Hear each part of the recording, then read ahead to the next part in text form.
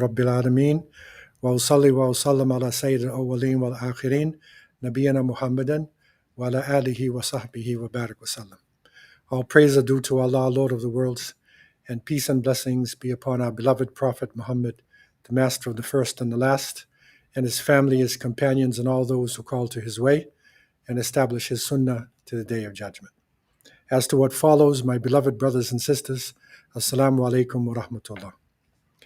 Alhamdulillah, we are continuing on with our new Muslim corner. And in order to understand more about the second part of the kalima, of course, the entrance into Islam is La ilaha illallah Muhammadur Rasulullah. The second part is that Muhammad is the messenger of Allah. And in order to understand that, the life of the Prophet, peace be upon him, Asiratun Nabawiyah, is probably the best way to practically understand the life of the Prophet ﷺ, and also to recognize the divine choice in having him to be the final messenger, and to show how Islam was established through his life. And so we are moving along at the end of the Meccan period. We divide the life of the Prophet, peace be upon him, into two parts. There is the Meccan period, which is 13 years from the time of the revelation until his leaving of Mecca to Medina. And then there is the Medina period, which is 10 years. What connects the two is Hijrah. So Hijrah, which many different interpretations, you could say migration, I would say even strategic migration. The moving from Mecca to Medina, to Yathrib, that was the name it was known by, that this is a critical point. And there's a lot of discussion surrounding Hijrah, and that is migration. Especially for those who are serious about implementing Islam, this is a question that constantly comes up. And I can remember in the early years when I had embraced Islam, Hijrah, the concept of Hijrah was really serious. And people were really questioning whether they should live in Western countries or they should go to the Muslim countries.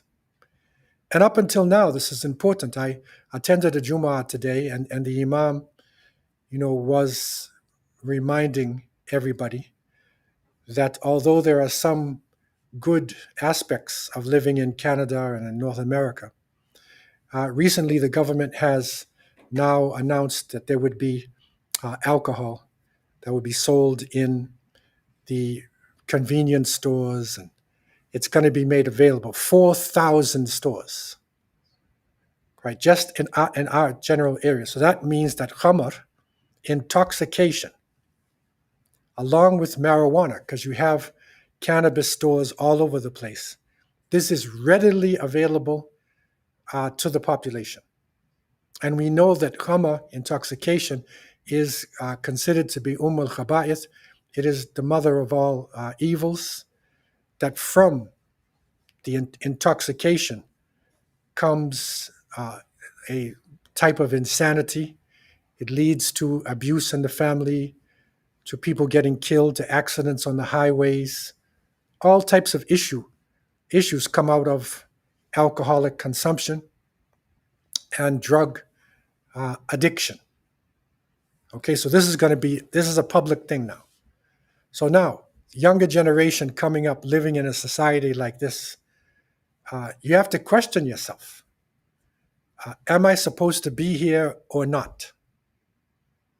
And so that question is one which haunts people.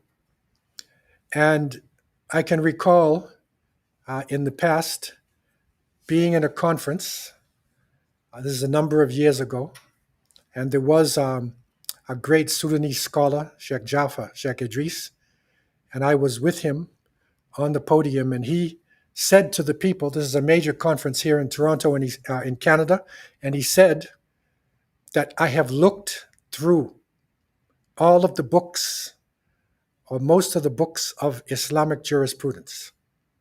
And I cannot find any valid reason why why Muslims should actually be living here. I can't find any reason why you're here. Because in the past, Muslims would leave the Muslim world for business.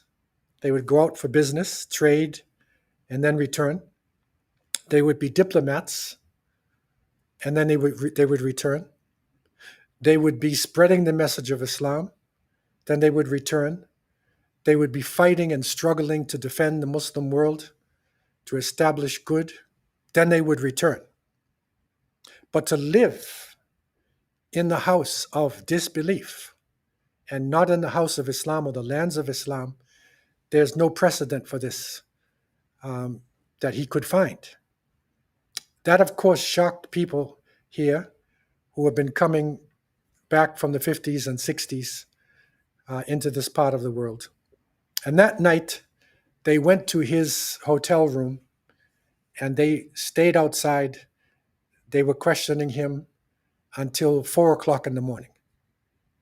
They wouldn't let him sleep. And he came back the next day and he said, I changed my fatwa. I changed my decision because people have shown me valid reasons why they are here. Because some people are escaping tyranny and oppression in their own countries, so-called Muslim countries, which is worse than here.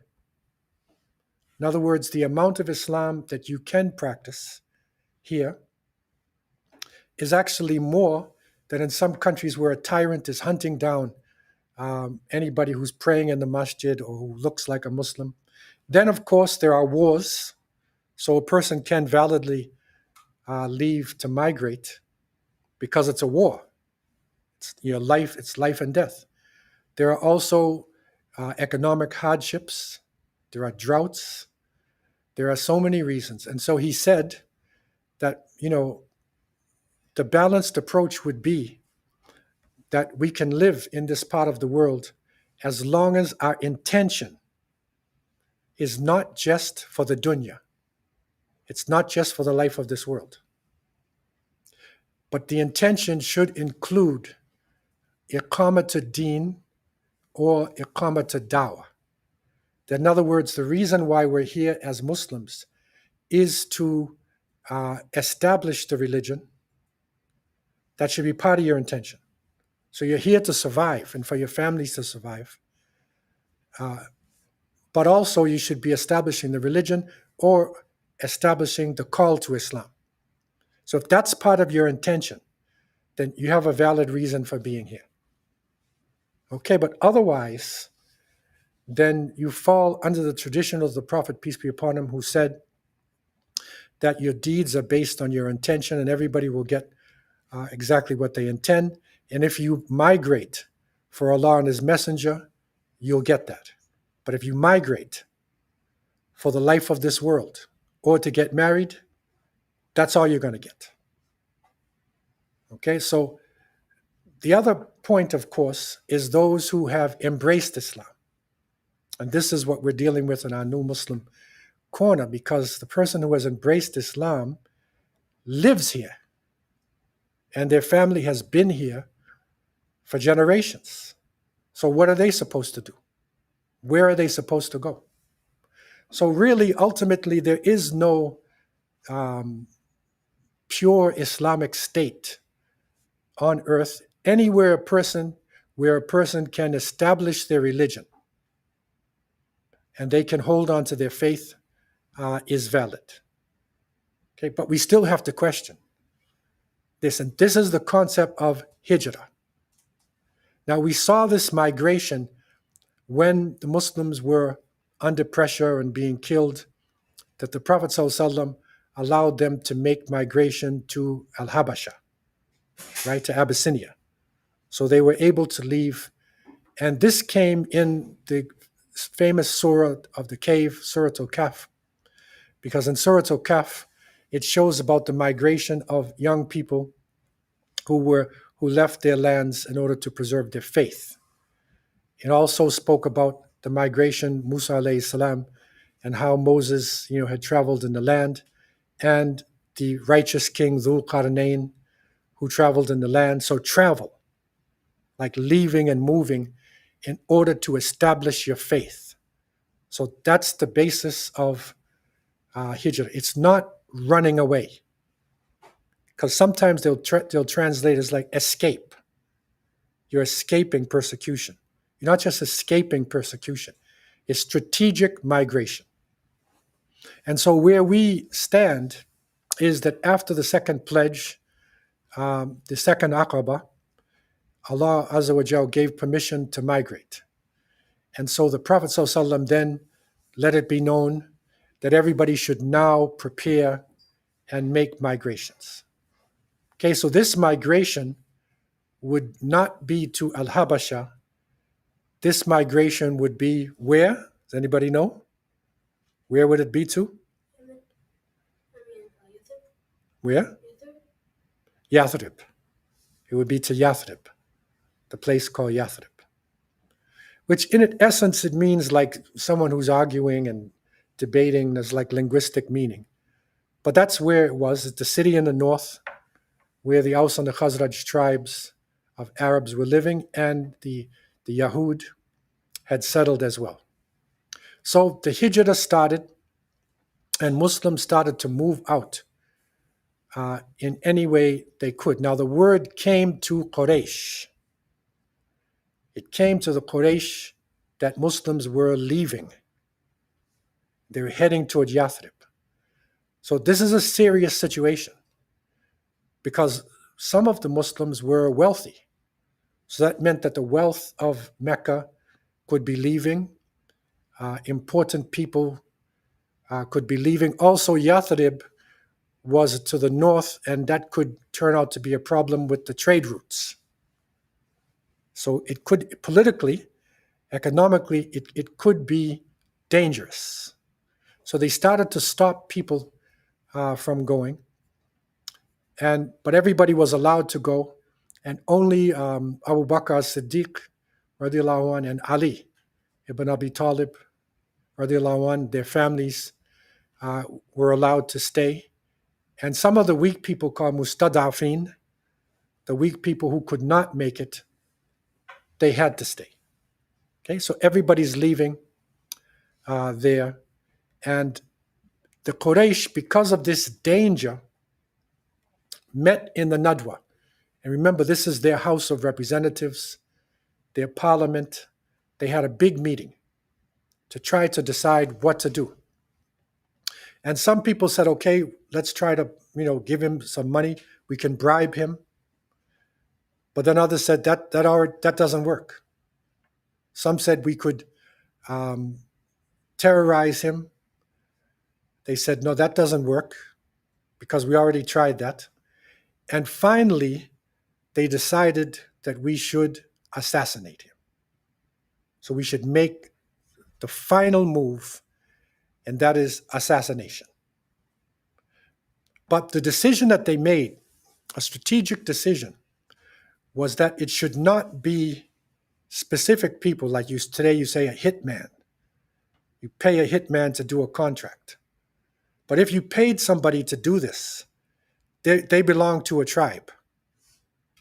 So the Banu Hashim would wage war against that particular tribe. So they made the decision that they would pick somebody from each of the major tribes, an assassin, and they would go to the house of the Prophet ﷺ as a group, and they would pounce upon him at night, and they would assassinate him. Okay? And so in thinking in terms of the tribal mentality, if everybody's tribe was involved, there's nobody in particular Banu Hashim could fight. So they would have to accept blood money, because they had blood money, meaning that when somebody is killed, you can pay a certain amount of money. That is the diya. They would be forced to accept it.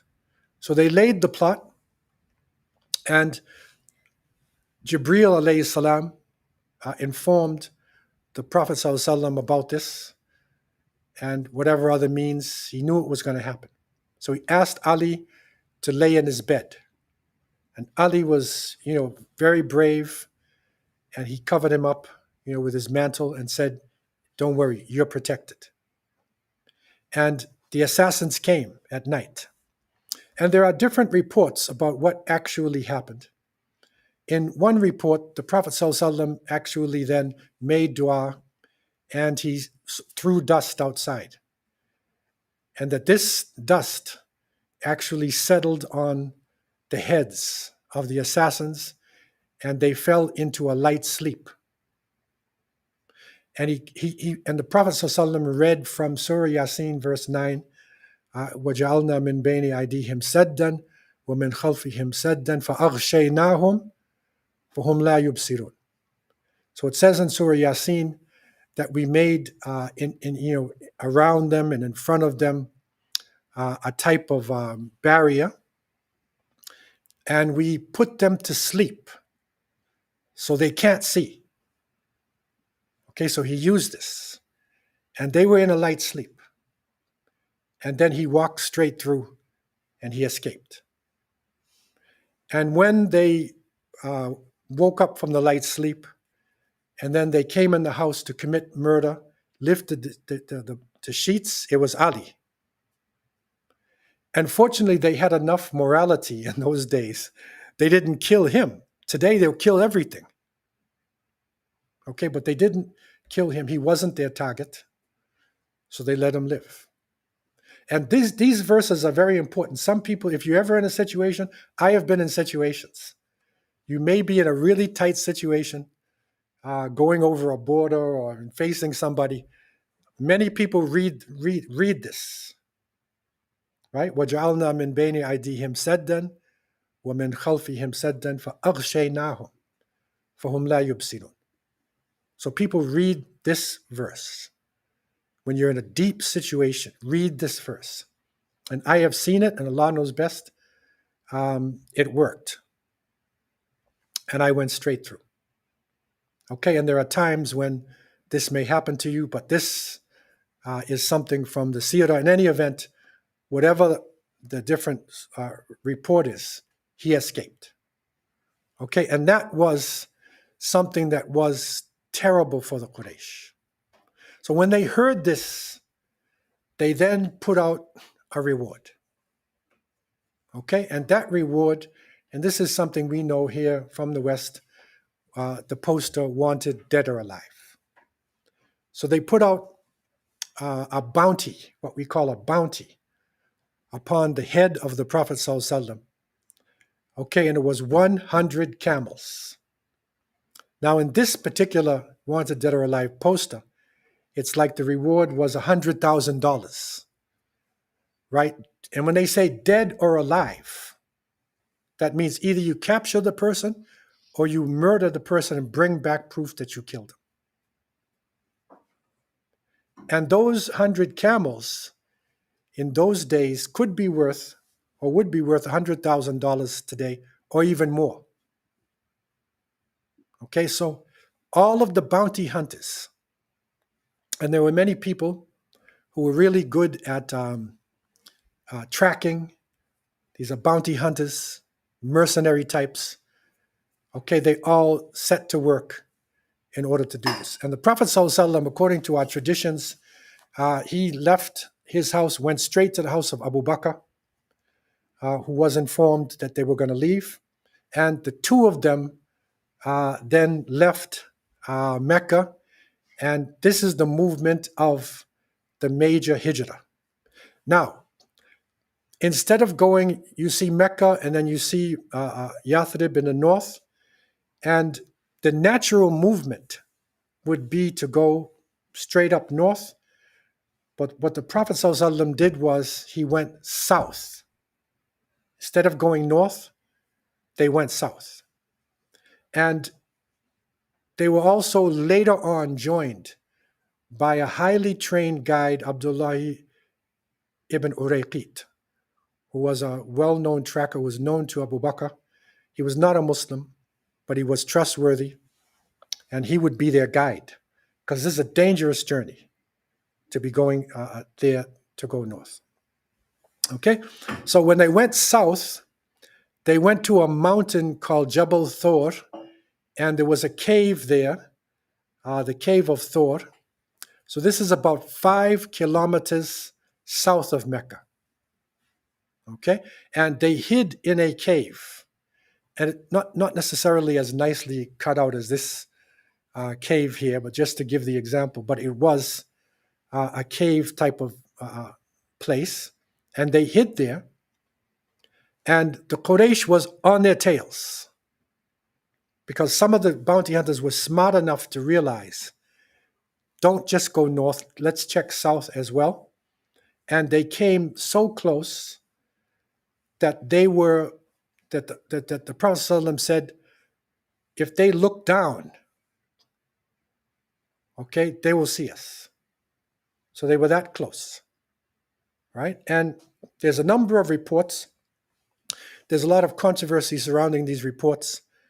That there's a story that the cave that they were in, a spider came and quickly built a web in front of it.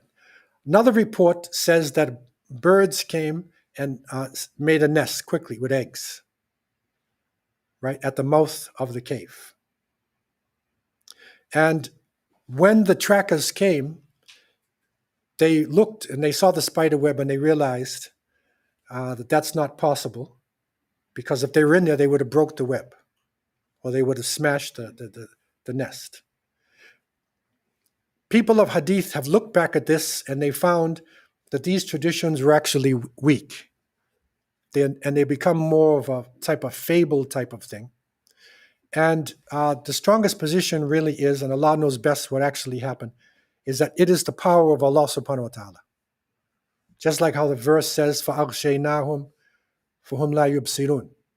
And we put them into a type of swoon. They're not conscious. They can't see. Okay, and so there's many beautiful stories about being in the cave. The Prophet ﷺ was very tired, and they went in the cave. And Abu Bakr then let him put his head on his lap. And a scorpion came. And the scorpion stung Abu Bakr. And but he couldn't move. He didn't want to move the head of the Prophet. And one of his tears coming down, he's resisting the pain, right? And the tear came and it fell on the Prophet. And then the Prophet realized this, what was happening, and then took some of his saliva and put it on the wound. And then said to him, we are only two, but Allah is the third. And there's many verses surrounding this. It's a beautiful story. And that shows you the importance of Abu Bakr. And this is important for Sunni Muslims, Ahl Sunnah, to realize, because later on you'll see an argument, why is Abu Bakr the Khalifa after the Prophet? Why would you choose him to be a successor? Okay, this is part of the proof, because of how close they were and what Abu Bakr's leadership was to the Prophet, peace and blessings be upon him. So this is the route, and this is in Arabic, the one that I could find, so you get something. But if you look at the route itself, and there actually the Latin letters writing is actually it's in Malay, because some Indonesians that did this. But the other part is in Arabic. Okay, so you'll see Mecca on the bottom, and the red line going from Mecca all the way top where it says Al-Madinah al-Munawwara in Arabic, that would be the natural route to take. Okay, but if you look at the green line, so in the green line you go south, and then you follow along, you see how it curves. So it curves away from your major trails. It's like you have your major 401 now, and then you have other highways and other ways to get there. Because highways and roads change. You'll be surprised to know that I lived in Toronto at a time, and this would be a shock for a lot of you, I was living in the area of Bathurst and St. Clair, Oakwood and St. Clair area, if you know Toronto.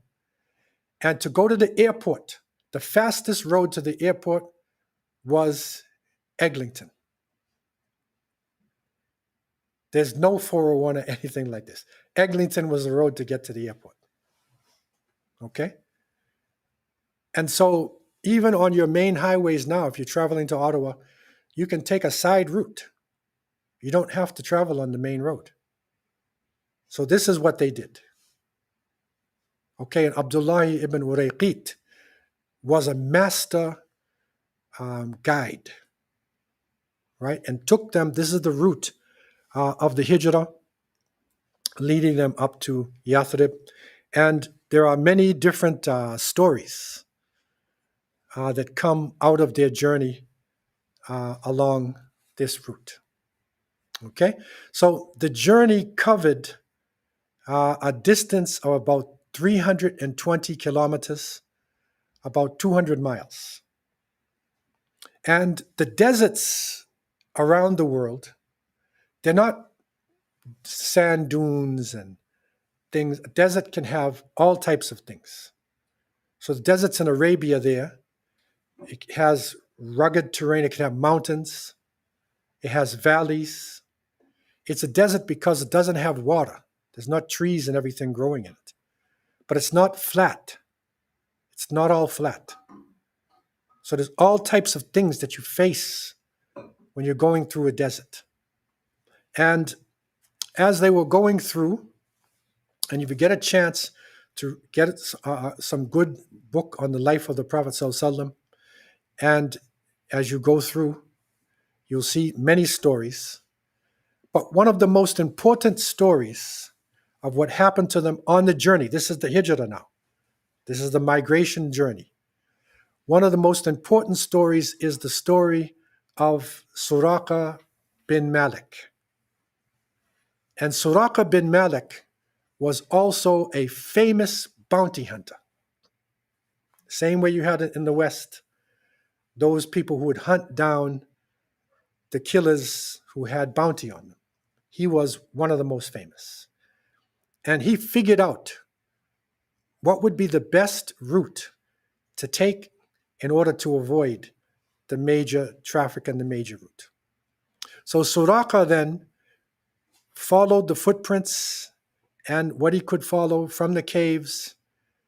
And as they were moving along, about halfway through or along their journey, Suraqa came within sight of them.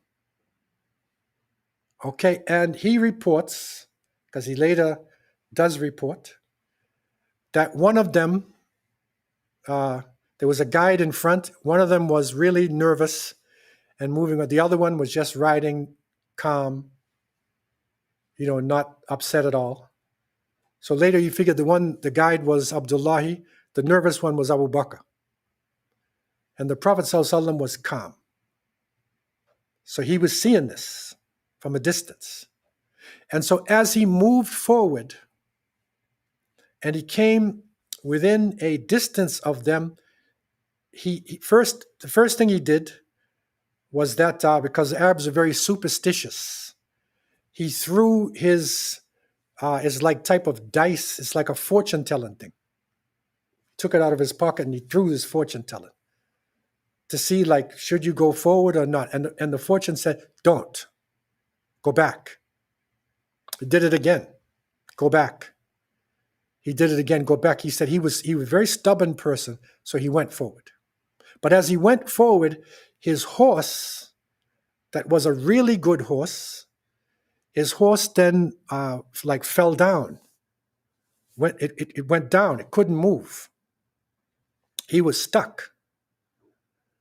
Okay, and then as he moved back, it could come up. It would not go forward. And so then he shouted out.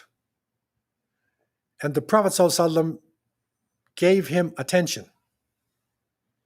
And he realized that this man is protected. There's a divine force that's involved in this now. And so he was intelligent enough to know that he shouldn't go forward. And so he said that, to the Prophet ﷺ, I am Suraka, and I'm the best at this, but I believe that you are protected. And so I'm going to go back, and I will not tell anybody else about you, but give me some protection for the future. He's a gambling man too, right? He's a very intelligent person. He said, I want protection. I want, if I do this, can you write something to say that I'm protected when you gain power, because you probably will. Write me something, a type of insurance, that I will be protected. So the Prophet ﷺ then had something written for him on a piece of cloth, gave it to Suraka. And then later on, right after that, as Suraka was turning, then the Prophet ﷺ said to him, you will one day, you will have the jewelry, the main signet ring of the Shah of Persia. You will have the king of Persia's insignia. It's like a gold insignia that they had. And you will one day have this. Now, here they are, weak in the land, hiding for their lives. Persian Empire was one of the two strongest empires in the world. You remember how the world was set up. Okay?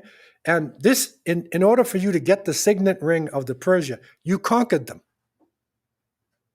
Okay? He said, you're going to one day wear this. You'll have it.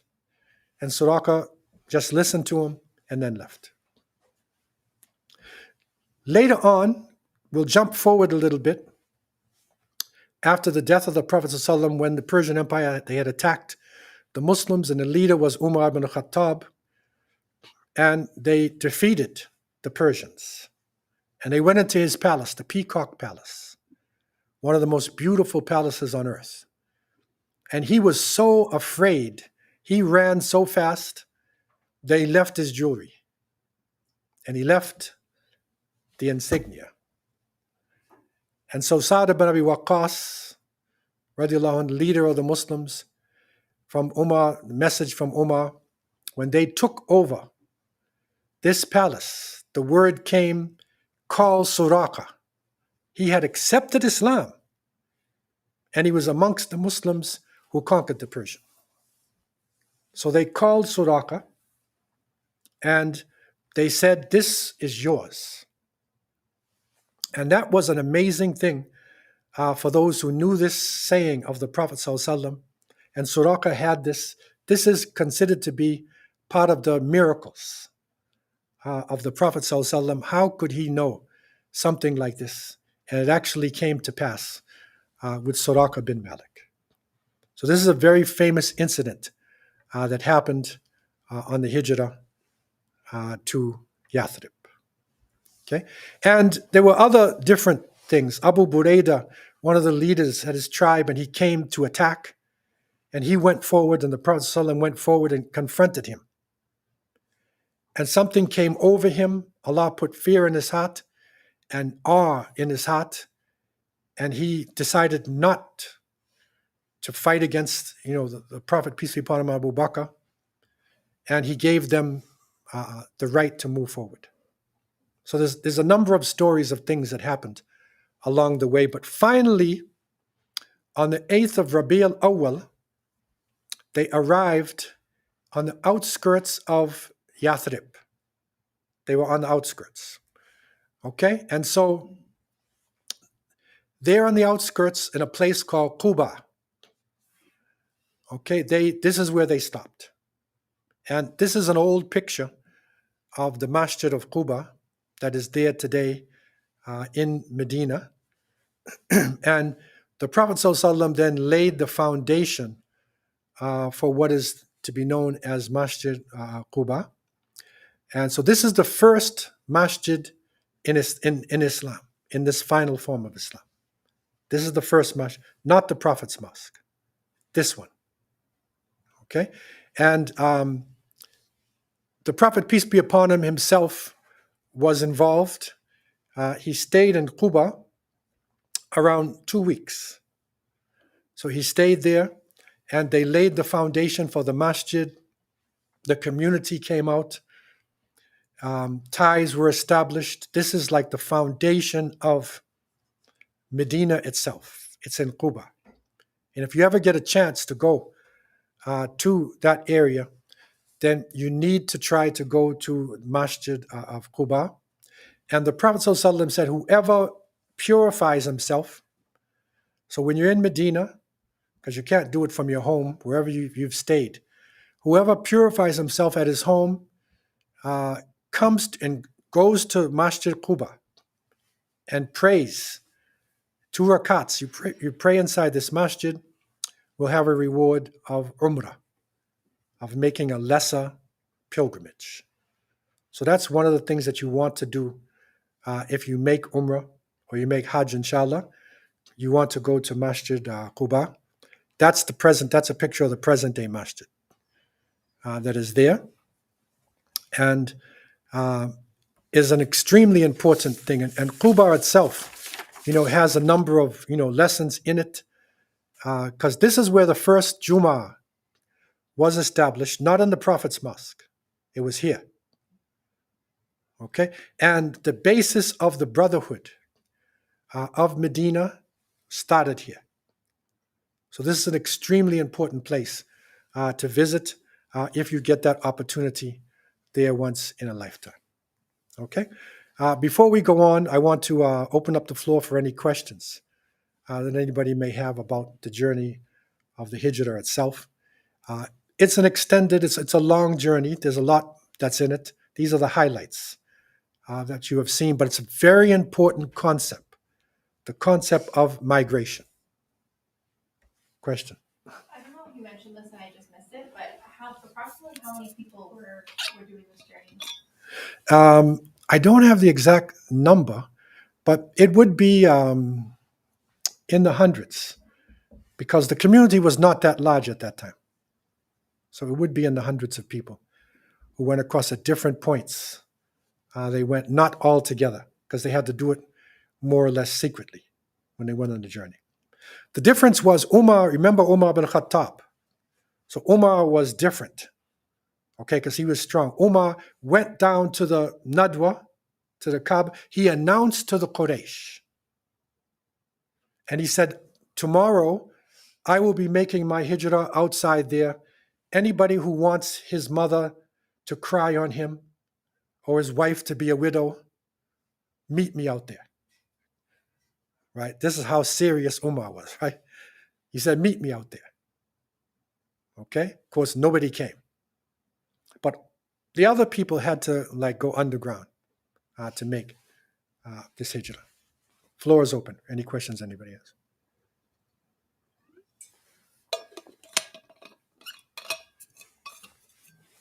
Online, are there any questions there? No.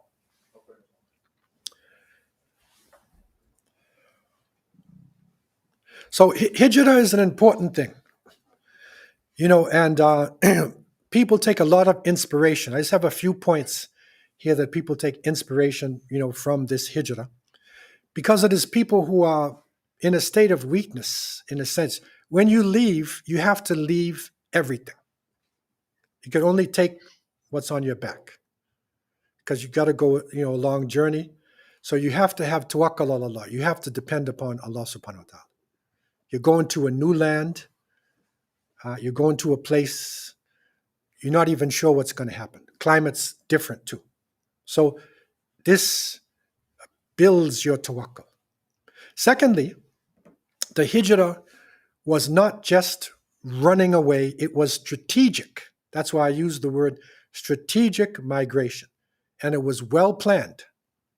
And as you can see, the journey that they took, also their supplies, because the family of Abu Bakr and Ali, their family, they actually had it set up where secretly supplies could be taken, even when they were in the cave. Some supplies were taken to them. They had things strategically done. And so this is important, that our faith, along with our faith, we need preparation. Okay, we have to have planning in all the things that we're doing.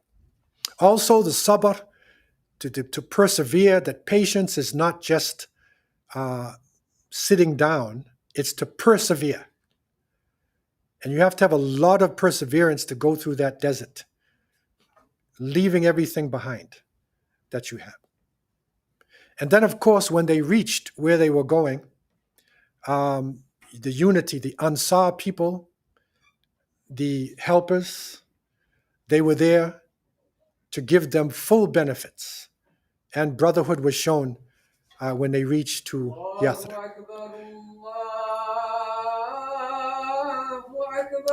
So Yathrib became then known as Al-Madinatul Munawwara, the lighted city. So we will be breaking for Maghrib, and then we'll come back for any questions that anybody has further on in the class. So those, we can come back to the class for the continuation of the class. Wabillahi tawfiq. Wassalamu alaikum wa rahmatullah.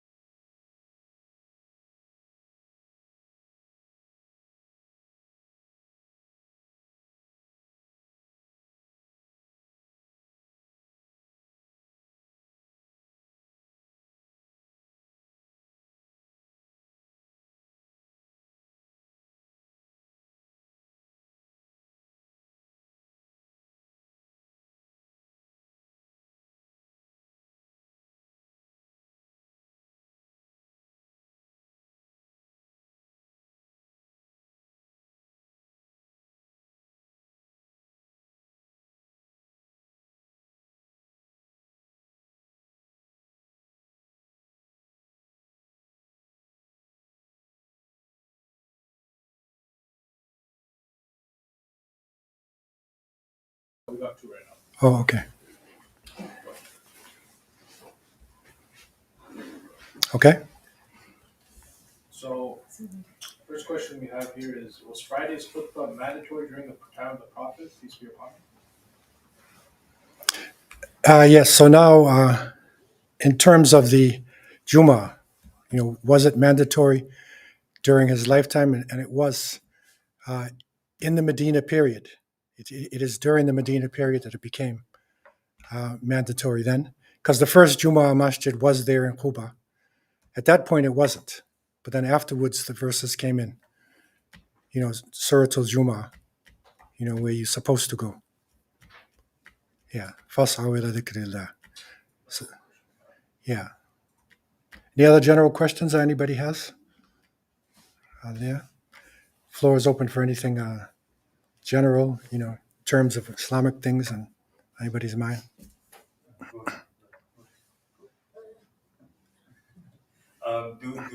Are men allowed to shave their, not shave, but trim their beards? I've read some opinions that men are not supposed to cut a single hair. Yeah. Okay. These are issues that shouldn't be major discussions, because you have varying opinions on it. Basically, men do, let their beards grow. In terms of, can you trim a little bit of it or whatever, is it the mustache or not the mustache? There's varying opinions. So it's not even worth, you're going into because there's different opinions concerning, whether it should be. So if somebody comes off as though their opinion is the only one, they're wrong. There are other opinions. Yeah. Is it a must for an ill person To pray the janazah? If the person is okay, the person who died is young? If a person is very young, is it a must for him to pray janazah? No, it's not a must. So the question is it a must for a young person, to pray the janazah prayer? If they can, it's fine, but it's not really a must that they have to do something like that. No. They're encouraged to. Yeah. Any other general questions anybody has? Floor is open. So this issue of Hijrah in the past this is a big issue. And we could be here all night talking about whether we should stay here in North America or whether we should go, to the Muslim world. Is it right? Is it wrong? Whatever. Now, unfortunately, the Muslim world is so scary now, the things that are happening there in terms of the wars and the famines and the confusions, that it's not really a major question. But before, this was a big question. And people were questioning their faith, whether they should be here or not. But it's changed. Now the whole world is one big village, as they say. So wherever you can plant your flag and practice Islam, then, that's the best place for you.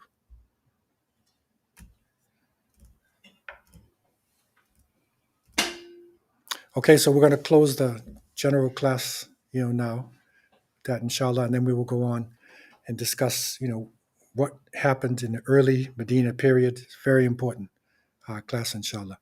Billahi tawfiq. Wassalamu alaikum wa rahmatullah.